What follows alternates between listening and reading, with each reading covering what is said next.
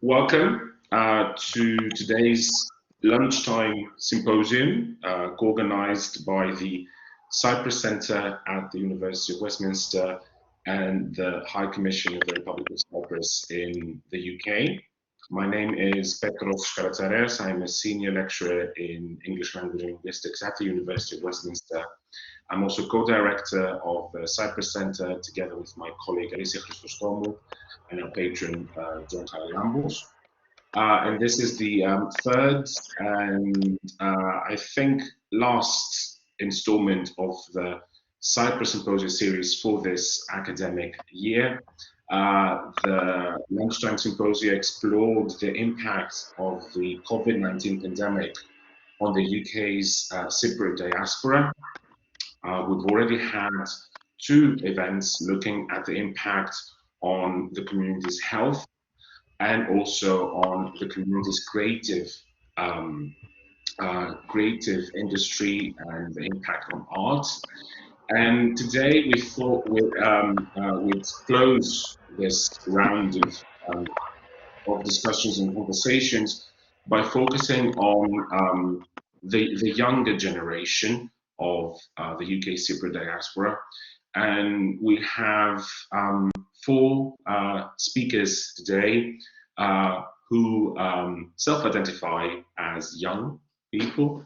They're also representing youth organizations of the Cypriot diaspora, and they will each be giving us their perspectives on how the pandemic has impacted on young people's lives across different areas of activity and socialization. This event is being recorded. It will be later posted on different social media outlets of the Cyprus High Commission. Each of the presenters today will give us a brief talk of around 7 minutes. And then there will be some time for discussion. Throughout the event, you'll have the opportunity to post questions in the chat function. If you can't see the chat function, just click on the purple button at the bottom right of your screen, and you will find a speech bubble where you can post your questions.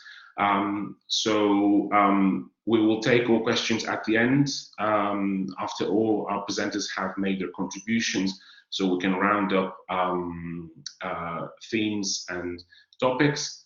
But before we move on to our presenters for today, I would like to thank the Consul General of the High Commission, Mr. Theodoros Gotsis, for being here with us today.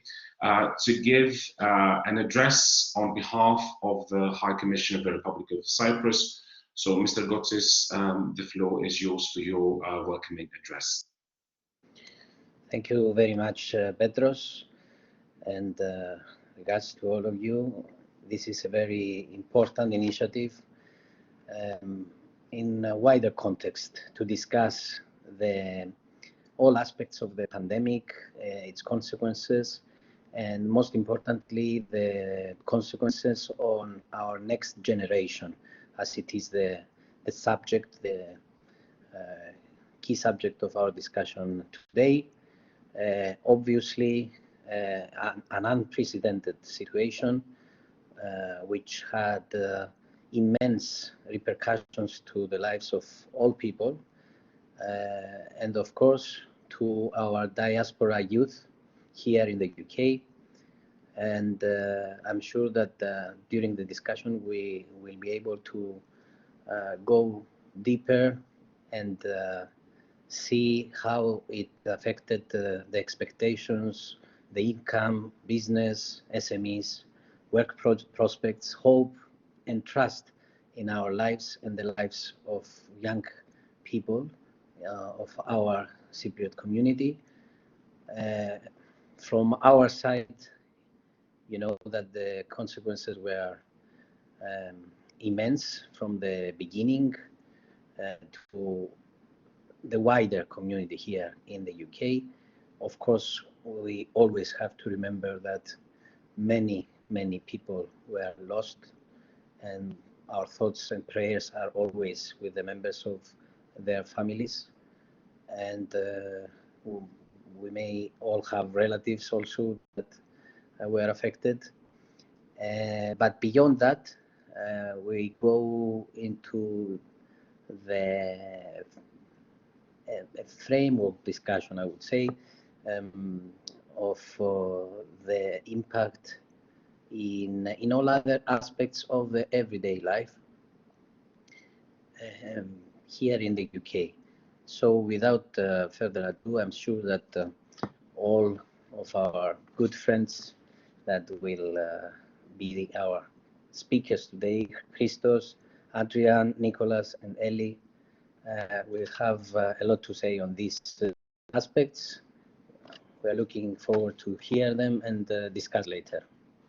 Thank you very much. Thank you, Mr. Gotsis, and we reiterate our gratitude to the High Commission for the support they have shown to the Cyprus Centre, not only in respect of this event, but in terms of all our activities more generally. So thank you again. So our first speaker for today is Christos Tuton. Christos was born and raised in Southgate, London, and studied philosophy, politics, and economics at the University of York. He is the executive officer of the National Federation of Cypriots in the UK, and also serves as president of NEPOMAK, the World Organization for Young Overseas Cypriots, in a voluntary capacity. Christos is also a member of the President of the Republic of Cyprus Overseas Cypriots Advisory Committee. Christos will speak across a range of issues affecting the younger generation during this time through his involvement with these important organizations. So Christos, over to you. Thank you very much for being with us today. Thank you for the introduction, Theodoros, and to you and Alicia for your work putting this event together. I'd also like to thank the Consul General for his remarks here today and for his tireless work throughout the pandemic to ensure that Cypriots in the UK feel supported, looked after, as well as for his close cooperation with the National Federation of Cypriots in the UK and NEPOMAK. Before I begin my remarks, I'd also like to just express my gratitude to the Cyprus Centre at the University of Westminster and the Cyprus High Commission for giving young people the opportunity to speak about their experience of the COVID-19 pandemic in part 3 of this important symposium on the impact of the pandemic on the Cypriot diaspora in the UK. It's been an incredibly difficult year for the whole world, and our community and young people in the community have experienced their own unique set of challenges. As Pedro mentioned when introducing me, I'm the president of NEPOMAK, and I also work for the National Federation of Cypriots in the UK. So I've seen the impact of the pandemic from both those angles. And today I want to talk about the impacts of the pandemic on young people in the community, as well as the initiatives taken by both the Federation and NEPOMAK to try to overcome some of the challenges. The pandemic has obviously had a major impact on the lives of young people. At its worst, it has devastated families, caused immense sadness and suffering, and many people in our community here in the UK have felt that acutely with many sad deaths and families being put through very difficult situations with unable to visit loved ones in hospital, and just kind of being apart as well. If you've got family across the country, just simply been unable to see them and visit them and give them that all important hug for such a long time now. So those are real kind of the big challenges that everyone's faced, and for young people, obviously that's a huge thing. And then I would also say that kind of lockdowns themselves, the periods of isolation that people have had to go through, and also just the tough restrictions that have remained in place for such a long time. Whilst they've been essential to combating COVID-19, they've also led to worsening mental health amongst young people. They've damaged people's social lives, their ability to learn and grow at work, and it's also increased loneliness amongst young people too. So I think we can't overstate just how bad these impacts have been on young people especially. And there are many other negative impacts on young people too, and my fellow NEPOMAK representatives on this panel will address some of those in their own remarks. I want to particularly focus on the consequence of the pandemic for the community and its young people, and how that relates to each other. So I think, kind of preparing for this, I think there are three major issues to highlight. So firstly, the difficulty of bringing young diaspora Cypriots together. Secondly, the decreased opportunities to engage with our Cypriot heritage as young people. And thirdly, being just unable to visit our homeland, Cyprus.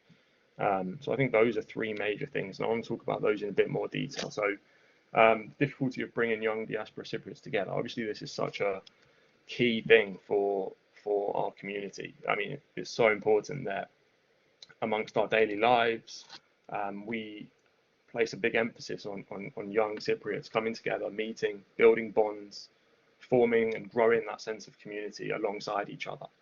And NEPOMAK's overarching aim is connecting young Cypriots worldwide. And without being able to meet up, without being able to do the social activities that we usually do, or the cultural events that we usually do, that has been such a huge challenge, and people I can imagine feel more disconnected from their community and from other Cypriots in the community just because of the distance that we've had to keep from each other. And whilst that connection of people can be imitated using online platforms, such as how successfully it's being used today, the impact of it on a personal level, and some of those kind of deeper connections you get, I don't think can be replicated. It can be imitated but not replicated. So I think that's a really important consideration as well. And then kind of moving on, so secondly, talking about young people and how they engage with Cypriot culture. So restrictions being in place throughout the pandemic have meant that some of the most important cultural spots for young diaspora Cypriots to gather in and to engage with their heritage have been closed, either closed for several months since the beginning of the pandemic, or have just started to reopen as the restrictions have been eased and places have figured out more COVID safe ways to operate. So, for example, some favourite Cypriot restaurants, cafes, shops have all had to close. And then there was also a brief closure of community Greek schools and community centres too. But huge credit to those places for working so hard to successfully open up again. And I just think it's important to note that decreasing the spaces available to young diaspora Cypriots to engage with their culture and heritage is a really important thing to consider when viewing how this has impacted young people and their experience of the community too. And then thirdly, the other thing I wanted to mention was about visiting Cyprus. Obviously, travel has not been safe for a very long time, and there are still heavy travel restrictions in place in many countries. So even from the UK, for example, where there's been a hugely successful vaccine rollout, travel to Cyprus, which is still an amber list country, is strongly advised against. And I think this is hugely important because I think the best way to immerse yourself and understand your Cypriot heritage and culture is to go to the island and visit and see what it's all about. And that just hasn't been possible.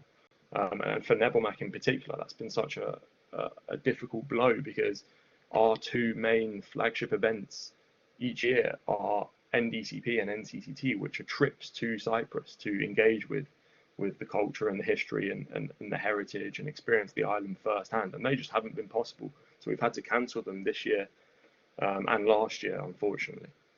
So I think those are kind of three major difficulties that our young people in our community have had to face and deal with since the start of the pandemic. But I also want to mention, just quickly run through some of the positive work that's been done by both the National Federation of Cypriots in the UK and NEPOMAK to try and smoothen out the experience of young people and try to mitigate some of the negatives.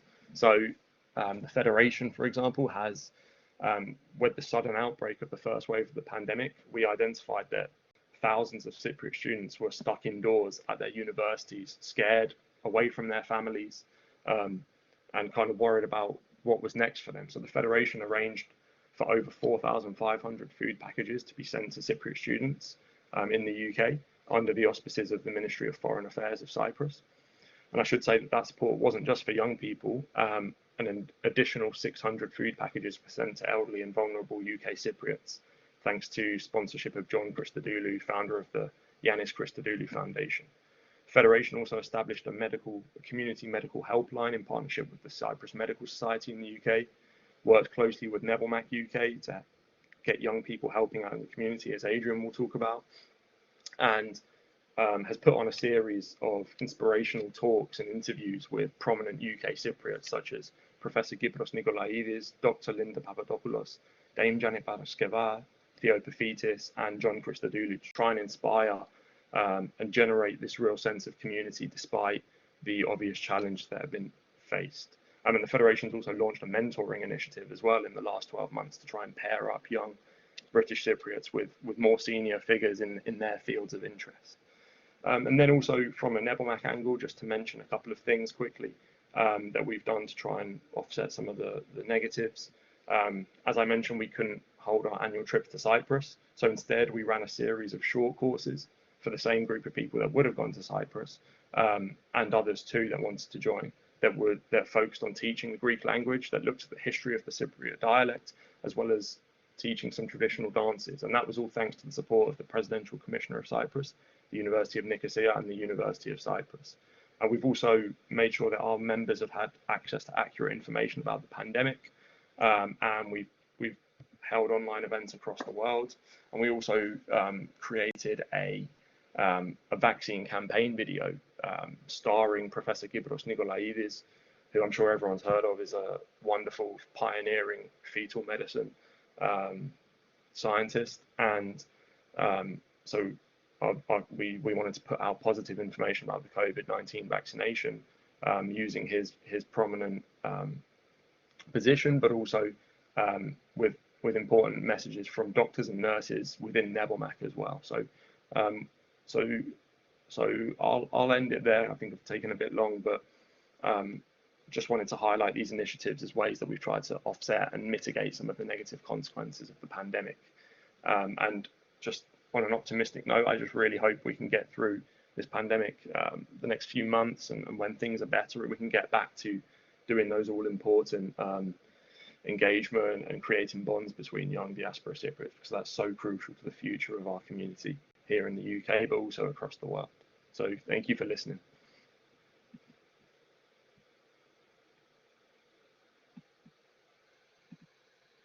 Thank you so much, Christo, and congratulations for all the work that you put in, especially at the earliest stages of the pandemic, when a lot of people were facing unprecedented feelings of uncertainty and fear. That was really important. And also on a more personal note, congratulations on including the Cypriot dialect and dances to your set of seminars last summer. I really appreciated that personally. So thanks so much, Christo. I'll move on to Adrian Patsalos, our next speaker for today. Adrian is the General Secretary of NEPOMAK UK, also Executive Assistant Secretary for the National Federation of Cypriots in the UK, and an advocacy group member for the European Students' Union. He's also the founder and honorary president of the East London Hellenic Cypriot Society.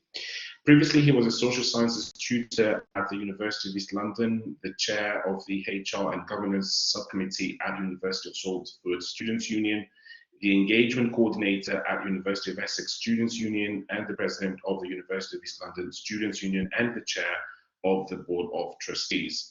Adrian will speak from a youth perspective, particularly taking in the students' viewpoint. Adrian, I look forward to hearing what you have to say.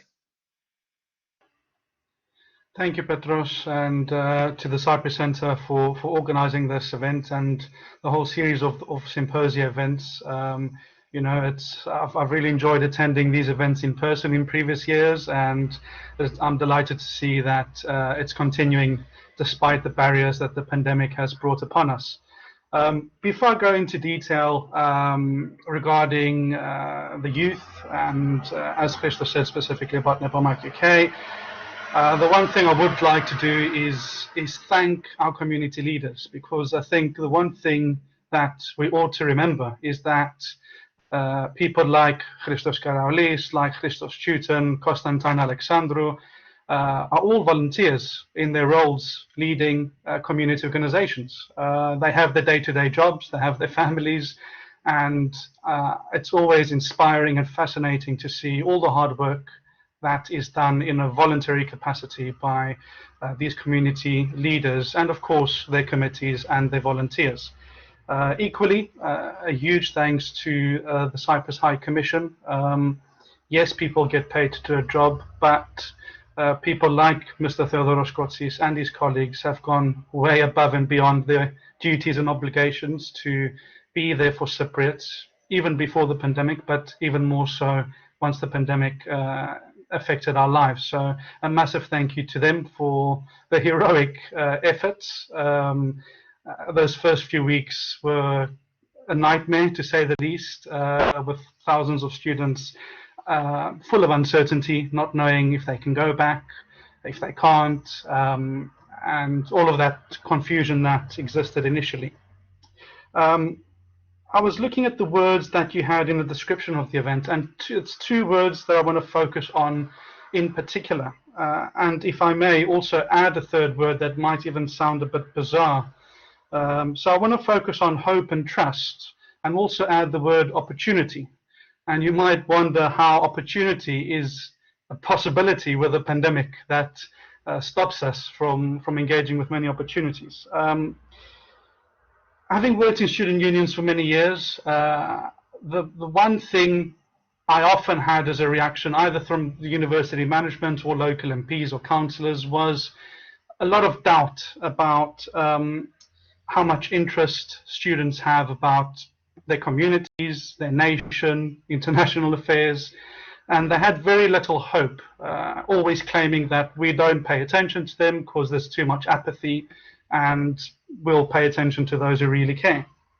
And we all know, anyone who's been to a university, they've seen student societies, they've seen their student unions, they've seen various initiatives that speak the truth. And then also trust. I think with the pandemic, it was the first time that role sort of switched, where we had to trust the younger people to go out and do things, because the older people were vulnerable, and they were told to shield and stay at home and protect themselves. And that's where NEPOMAK UK, in collaboration with the Federation, began a helpline to help the vulnerable, the older people who couldn't go out and get the basic needs, their shopping, their prescriptions from the pharmacy, or sending an important letter through the post. So a helpline was set up in order to provide a group of volunteers, and we got to, it was between 40 and 50 volunteers that signed up, members of NEPOMAK and older members of the community who were available, and you know, it was many times that we called them with shopping lists and addresses and prescriptions that they had to go pick up. And there was always someone available. There was never a time that I struggled to find someone to be there for the older and vulnerable member of the community. And I think equally, this is where the word opportunity comes in, because the younger generation of Cypriots have always or mostly been on the receiving end of receiving love and support from mostly their papudes and the yayades, taking care of them after school, cooking food for them, doing many things for them. And I think throughout my childhood, I always wonder, how can I ever pay back all of this love and support I'm receiving from that generation? And the pandemic produced this opportunity for our generation to be able to give back to the generation of our grandparents who, if we think about it, were born somewhere between the end of the Second World War, lived through the Oga struggle against the British Empire, and many of them also lived through a third war of the Turkish invasion in '74. So we received a lot of love from a generation that didn't have much, and the pandemic produces opportunity for us to give back. And I think this is where a lot of trust has been built in the youth of our community, because just like many other opportunities at first seemed impossible to happen, like the Santa Shoebox campaign that we annually organize as NEPOMAK UK, where we, in collaboration with the Greek schools, gather thousands of shoeboxes with gifts in, and we deliver them to Cyprus. And at first, there was a lot of concern and doubt that we would be able to do anything similar to that because of the various barriers that the pandemic created. And again, I have to thank the inspirational volunteers, the committee members that led the charity campaign that NEPOMAK UK organized last year, breaking all records of any previous charity initiative we've organized before. And of course, a huge thank you to everyone who donated and enabled us, whilst we couldn't deliver shoeboxes with gifts to people, vulnerable people, poor people, refugees in Cyprus, our enclave compatriots in Rizogharpaso, we were able to raise a significant amount that we have never raised so much before. And we had the chance to donate both to our enclave compatriots through the Rizogharpaso Association in the UK, as well as to charities in Cyprus doing fantastic work, providing for poor and vulnerable families in Cyprus.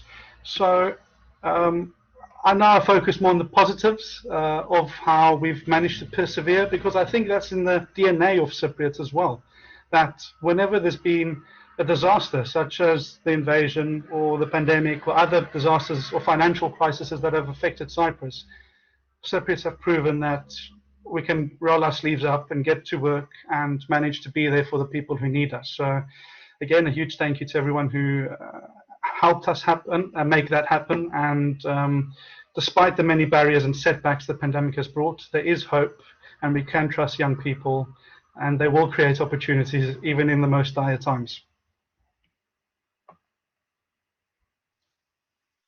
Thank you, Adrian. I really like your take on the pandemic as an opportunity for younger generations to give back to older generations, and as a way of showing our gratitude for all the support they have showed us earlier on in life. Thank you so much for that.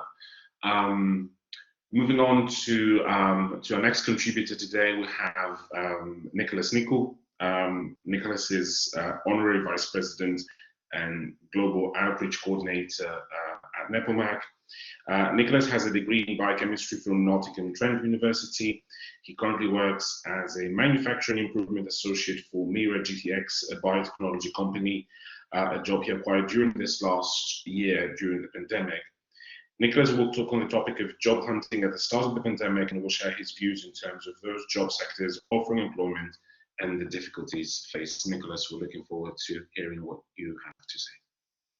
Thank you very much, Petros, and thank you for organising this symposia with Alicia and also the Cyprus High Commission as well. I think it's a really great opportunity to have this, and having wonderful people on here to be able to discuss and provide both a positive outlook and to understand the current issues that we're facing during this COVID pandemic. So I thought I would start something with a basic statistics from the Organization for Economic Cooperation and Development, OECD. And according to their statistics, it was showed that around the fourth quarter of 2020 that we had the most highest unemployment rate for since a very long time, up to 9.4% of the UK was basically unemployed. And obviously that is clearly an underlying result of the COVID pandemic. But very interesting though, they only showed in generally unemployment for all sectors, but there was actually some sectors that actually had increased employment rate. And this is about the science and technology sector, which I will be talking about. So the start of 2020, I'd seen a very increased amount of jobs working in the science sector. And I believe it was due to the fact that because of the awareness of the COVID pandemic and the realization that we need to basically improve our public health, our science and technology in order to advance and basically build a better future, which one of the results of that is producing a vaccine against the COVID-19. And it was very interesting because a lot of recruiters at the moment were contacting people, not just people who had experience, but people who were also graduates as well. And I had seen that a lot of graduates had also get jobs that were actually at a much senior level. So I guess the take from that is that you should never ever put yourself down and really trust in your ability. You have a clear CV highlighting your achievements, your responsibilities, the work you've done. And that's not just you just saying that you've done a degree in biochemistry. That's also you also saying that you had done some previous voluntary experience. One is the things that what we do is NEPOMAK, which gives you a great skill set as well that can be transferred into any kind of field of employment. And also additional continuous development courses where that adds your skill set in order for to improve your basically job and your current knowledge as well of that sector. And through that, I believe I had also taken on some course in health and safety, and that actually helped me secure my job in Mira GTX. And from then, as a manufacturing improvement associate, I had worked with the company to help improve processes that had a really big impact on the company, and it's something that I've never done before. I didn't have that necessarily that experience before, and I guess the take from that is that everyone has a good transferable skill set that they can apply to any kind of field that they have. Not necessarily meaning that you don't actually need the foundations to build on that. And currently now, at the moment, in the third quartile of this year, unemployment rates have actually dropped, and now we're seeing a massive flush of jobs, particularly in the science and technology sector, and that's including in all aspects, not necessarily working in the laboratory, but that's also including clinical, is including operational, and it's including human resources, administrative, a whole wide set. So my key take is whoever is looking for a job at the moment, whoever wants to basically progress with their career, and if you're having any doubts whether you're not sure to move from a company, don't let the COVID pandemic worry you, because there is a lot of jobs out there at the moment. You should use this opportunity to take the chance to jump onto the career ladder and secure something. And you never know, you will hopefully find a company that is going to be really a good fit for you, a job that is going to show you very good career progression as well. So I guess this is kind of my positive outlook that I have gained from the COVID pandemic. And I thought that this is something I should share with everyone, particularly those who are in the scientific sector. Just get in contact with recruiters, really work on your LinkedIn account, make sure it's nice and clear. There's a function on LinkedIn that allows you to say open. Just look at your profile, make sure you do that. Upload your CV to all the recruitment websites. Do some searches as well on Google. There are currently a lot of startup companies that have been made in the last couple of years as a result of COVID pandemic, because now government are putting a lot of funding into that area of research. And yeah, that's I thought that would be exactly what I would like to give as a response to what has been going on in COVID pandemic in regards to science and technology research. And thank you very much for having me on here. Thank you so much, Nicholas. This is great advice and very useful tips as well. Coming from Greece myself, I've always found it very exciting how in the UK you can get a job based on your skills, competences, and abilities, even in areas where they don't sort of strictly fall into what you've studied. In Greece, at least, people think that you can only do a certain sort of set of jobs based on your degree. They wouldn't easily sort of sit with the idea of moving into an area of the industry that doesn't sort of resonate with your studies. But this is not the case in the UK. So obviously, skills, abilities, competences are very important. So thank you for reiterating this point. And I think it's a nice way to move on to Elle as well. Elle Zacharia, our last but not least of the contributors today. Elle is press coordinator for NEPOMAK UK. Elle recently graduated with a history with Spanish degree from UCL, University College London, during the pandemic.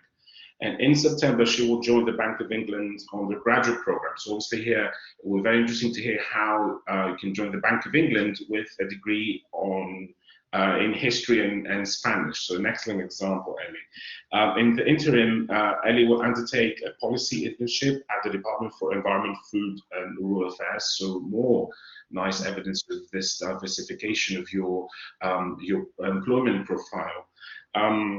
So looking forward to Elle sharing her experiences in completing her undergraduate degree and securing a job during the pandemic. So Elle, the virtual floor is yours.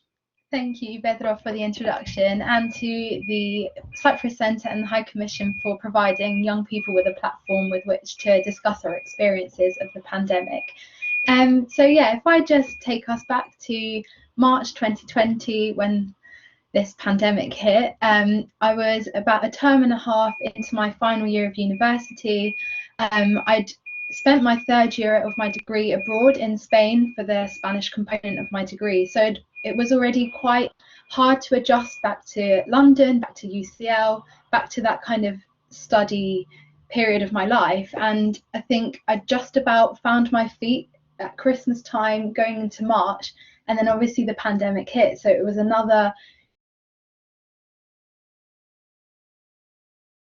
And it was initially quite difficult actually to suddenly move to everything being online.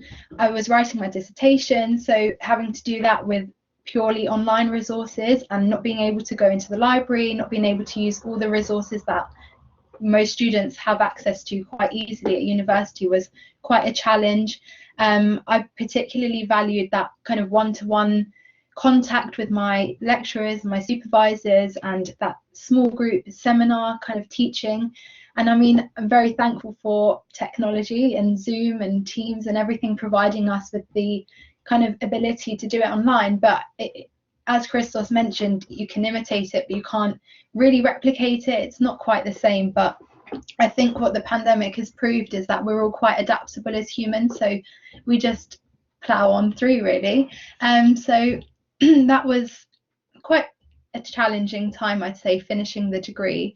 And then obviously to not have a graduation ceremony was slightly anticlimactic. I think you work really hard for 3 or 4 or 5 years, and then I was the first in my immediate family to go to uni. So it was a real disappointment, I think, not to be able to celebrate that with my peers and have that social aspect of university kind of taken away. But hopefully next year UCL have promised a graduation, so hopefully I'll be able to catch up with everyone that was in my cohort and we can celebrate our achievements at a later date. But yeah, going into the summer post university, it was a really uncertain time. I found it quite challenging. Obviously the media was talking a lot about the job market, so I think I put quite a bit of pressure on myself to really spend some time kind of thinking about what kind of career I wanted. Obviously, having done a history and Spanish degree, it does open quite a few doors, but perhaps too many. I thought the options were kind of too broad at one point. So I really spent time just honing in on the skills I already had and using it as an opportunity to kind of develop new skills, upskill, build my CV, make sure, as Nick mentioned, my LinkedIn profile was looking really good, because it was that that summer period when I was like, it is a good opportunity to use that time wisely. I'm really not doing anything else at the moment. So every opportunity that came my way, every email I received regarding anything, I kind of said yes to. A policy bootcamp was how I ended up in DEFRA. So I did 10 weeks on a policy bootcamp run by UCL and the University of Manchester. I learned all kind of the fundamentals of policy making and completed a number of modules on that. So that was a really valuable use of my time, I think.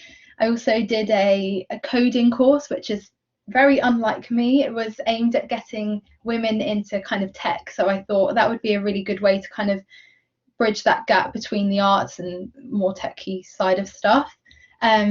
So yeah, I was quite proud of myself to be able to say I can now code in Python, which is like, I think really cool and something that I didn't know pre-pandemic, and probably something I wouldn't have done if the option wasn't there to do it online. I don't think that's something I would have gone in person to. So I'd say in that respect, moving things online did open up a number of opportunities for people to take part in things wherever they were in the country, which was really good. And obviously my work with NEPOMAK really, it kept me busy. I'm the press coordinator, and we kind of launched a Cyprus news bulletin to keep our members informed of everything going on in Cyprus and the surrounding region. So I'd say, yeah, I kept busy really during the summer, and I have to say that it probably was all those things that I did which set me up really well for the application season for graduate programs between kind of September and December. So yeah, come application season, I did, to be honest, put quite a bit of pressure on myself, having heard that it's a really tough job market for the 2020 graduate cohort to be entering, hearing about the unemployment statistics. It really did kind of play on my mind a little bit. So I really did think I really do need to crack down and apply to a good number of jobs, but at the same time I didn't want to spread myself too thinly, because I think you can often put too much pressure on yourself to be productive all the time. And I think I'm lucky in that I was living at home with my family to remind me that it's okay to take a break, it's okay to not be productive all the time. Because it did often kind of make me feel guilty when I was doing nothing. I was like, oh, I need to be doing something. My future is in my hands here, but at the same time, it was important to take care of our kind of mental well-being at the same time. So I do feel quite fortunate to have my family, my friends, NEPOMAK as a support around me during that time. But yeah, the Bank of England application, I saw it and I thought, I mean, a history and Spanish grad, I mean, it's probably not the most obvious route into the finance sector, but I just thought, why not? What have I got to lose here? I looked at my experiences on my CV, kind of the skills I had, to kind of check that they aligned roughly with what they were looking for. So I kind of applied on a whim, to be honest. And then it kind of just happened from there, really. That I went through the first round of applications, and then some maths tests, a video interview, and then it was just a very long process. And alongside that, I was also receiving a few rejections from other places, which initially were getting me down a little bit, because you spend so long applying to a job and then to receive a rejection without even getting to an interview stage was really gutting. But I think it's just something that you have to deal with when you're applying to jobs. It's brutal out there. I mean, when you know it's kind of so competitive, and you've got even more people applying to these roles where you might have thousands of applicants but only five spaces on the grad scheme, you just kind of accept that rejection is going to be part of that process. So just reminding yourself of your own ability and not let it get you down too much, I think that was quite important. But yeah, around Christmas time, I received a call to say I've been invited to an assessment centre for the Bank of England, and I spent all of Christmas pretty much like preparing for that. It came as a huge surprise for me. It's the first one that I'd got so far in the process for. So I put a pause on everything else, decided to focus on that one, really do my research, really make sure that I could articulate my experiences of everything that I'd done up until that point, prepping for the final interview. And then I went through the assessment centre in February, and then 2 weeks later I received a call, and I was honestly it was a very strange mix of emotions. I almost said, "Are you sure? Like, I've received the job." I just honestly couldn't believe it.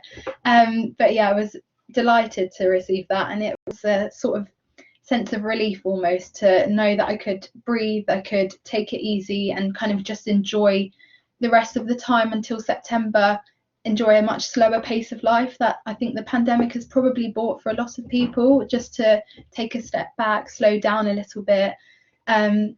So yeah, I do feel incredibly lucky, because I know it has been a really tough time for many people trying to enter the job market.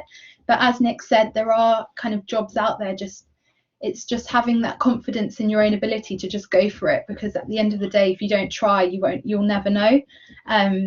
So yeah, I'm incredibly excited to start in September. But in the meantime, I'm undertaking a policy internship at the Department for Environment, Food and Rural Affairs, which it's been a really good experience. It's like my first kind of entry into the professional workplace, and I think it will set me in good stead for September. But yeah, that's me. Thank you. Thank you so much, Elle, and all the best for September and the new start at the Bank of England. I really I thought your openness to new opportunities, new things was very important in this journey.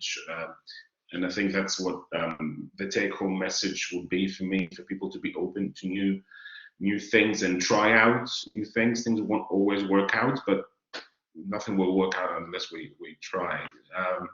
Thank you so much to all the four of our contributors. It has been great. So I don't know if the audience have any specific questions. You can post those in the chat, or they don't have to be questions, feedback, comments, or indeed congratulations, like we're having from Despo, Papa Christodoulou, saying congratulations to all the speakers.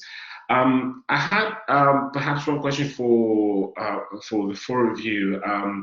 Obviously, you're all organized. You're sort of involved in organized activities with other young people in organizations.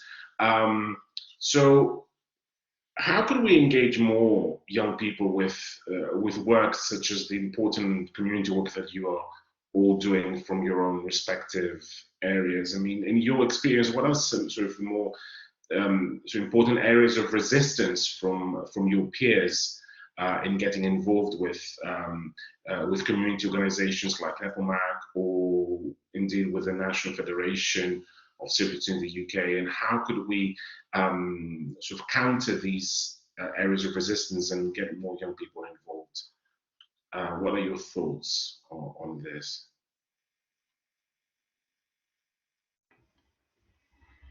I mean, the one thing I would say, Petro, is I think often when people think of maybe more the Federation than NEPOMAK, it often, the first thing that, yes, the Federation does mainly is lobby the British government on the Cyprus issue. And the community knows that, and it can come across as, okay, it's focused on politics. As a young person, I'm not interested in politics, so I'm not going to engage. And you know, I would strongly encourage young people to reach out, no matter what they're interested in. I mean, there's always interesting work going on. Either you a graphic designer or a videographer, or interested in marketing. Regardless of your area of interest or expertise, there's always something going on that is relevant to you. Because the things we do, both as NEPOMAK and the Federation, is so wide.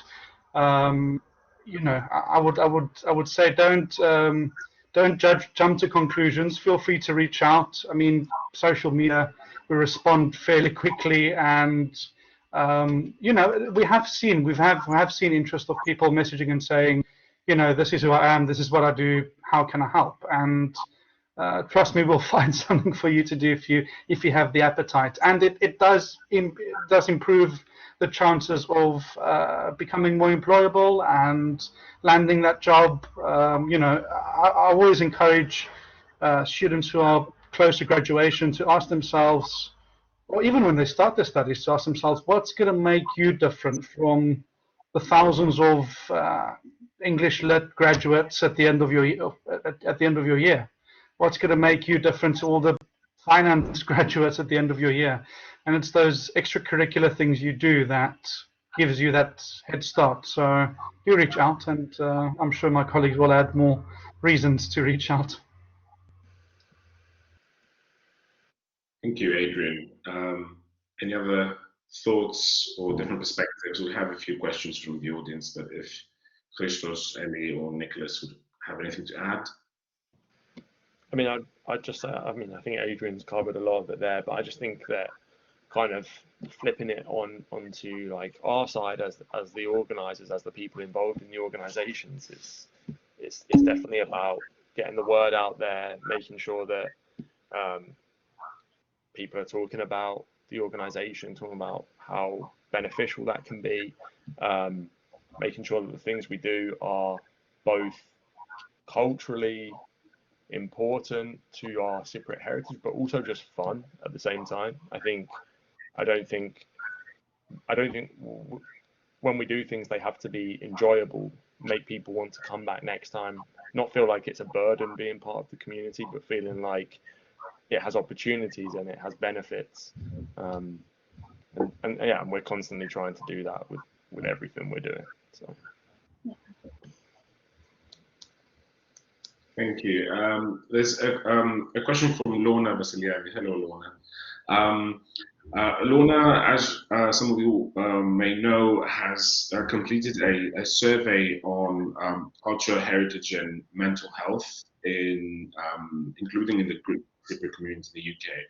So a theme emerging from the survey has been the need to visit Cyprus in order to feel connected to heritage. Yet parallel to this, there's a conflict around identity, not feeling exactly British, not feeling exactly Cypriot, and coexisting with this is a sense of huge pride in heritage and culture. Could you comment from your own personal perspectives on this complex issue?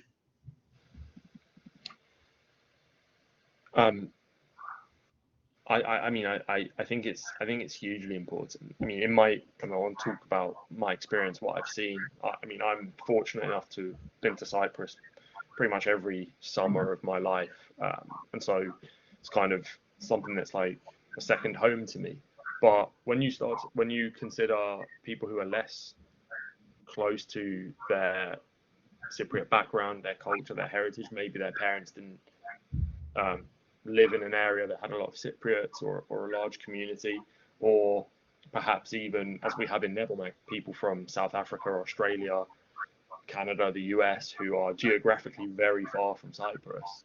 It becomes a lot harder to justify that journey and to go and visit the island. And I think, and for them, they're really missing something from their kind of experience as a diaspora Cypriot if they haven't been to the island. And so that's kind of what we try and do with NEPOMAK, with our NDCP and NCCT cultural tours of Cyprus. We take people who have never been to the island before for their first visit, and it's like eye-opening. Really, it changes their whole perspective on their background and their identity. And even people, it's happened so many times where people think that they're quite very well familiar with their Cypriot background and identity from how their family behaves and the traditions that they've kept in their family. When they go to Cyprus, it shows them a completely different kind of angle of being Cypriot and what it's really like on the island. And I just think it's so important for the diaspora to always maintain that link to the island itself. Thank you, Christos. There's also a question from Alicia, which I'd like to hear all your responses. if all that you've all endured in this last year, and more than this past year, has that made you feel stronger and more able to tackle future challenges, or has it had a different type of reaction on you? So may I start with Elle? So Elle, do you feel stronger and something else? Or? Yeah, I'd say I'd feel a bit stronger, more resilient, and I also feel like if we can get through this, there isn't really anything that we can't tackle. It's almost that sense of hope that's come out of the pandemic, which, yeah, I'd say so. Nicholas, how do you feel? I personally feel that during this COVID pandemic that I do feel much stronger, and I think you feeling strong is more down to you just needing to decide that you need to really believe in yourself and believe in the skill sets you have, and rely on the resources you currently have around you in order to be able to get through this current situation. And I think also that with like everything is going on, there needs to be I think everyone needs to like find a way where you need to like look from a kind of a logical perspective, that and kind of not kind of lower your expectations, but kind of think, you know, you could only do as much as you can, and at the end of the day, I think that is actually good enough in some aspects. And having that and accepting that kind of like reality, I feel like will basically allow you to be stronger and to take on things that you think you won't be able to think you would have done previously, and you'll probably actually succeed because you've obviously developed that resilience and that understanding of how things are, and you're working around that. So I guess the core aspect is just basically trusting yourself and don't ever doubt your decisions, and you will get through it. Thank you, Nicholas. Adrian, how do you feel after almost a year and a half of this pandemic? I don't know if I feel strong or not. I think being a Cypriot, you know, we enjoy our outings, we enjoy meeting up with family and friends, and those are things I fondly miss. I miss being able to do that, and in order to see family that's far away. For example, our family in South Africa, I haven't seen them in 2 years, so all of the I think I'm extremely grateful for the basics in life, my health, the blessings that we have in the UK and Cyprus, for example, free healthcare and things like that. I think it's just been a sort of a reminder of all the things we had and we took for granted many times. And I think when this is all over or under control, I'll be a lot more grateful and I'll enjoy those hugs and outings a lot more than I did previously, because yeah, something we took for granted, and I think we'll never do that again. I think it's been a big lesson for humanity in general. Thank you, Adrian. And finally, Christos. I think I have to say I agree with Adrian's take on it, just in the sense I don't necessarily feel personally stronger, but I think there's definitely a resilience that has kind of come in where you maybe a bit more used to like dealing with things that you not everything going to plan, basically. Yeah, so I don't know if it's necessarily stronger or just kind of a bit more resilient than we used to have, but yeah. Thank you. Thank you also. Strength, gratitude, and resilience, I guess, are the words to keep. There's a question from Marios. Maria, if you can turn on your mic. Yes, it's not necessarily a question, Petros. I just wanted to thank all the presenters for everything that they do for the community and for reinforcing this sense of Cypriot identity and pride in our heritage through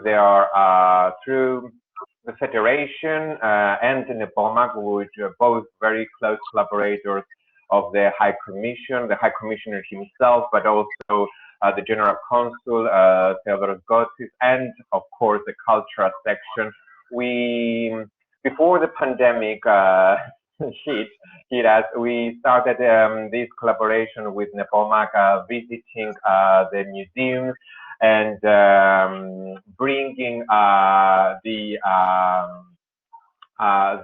youth of our community in direct contact with our heritage.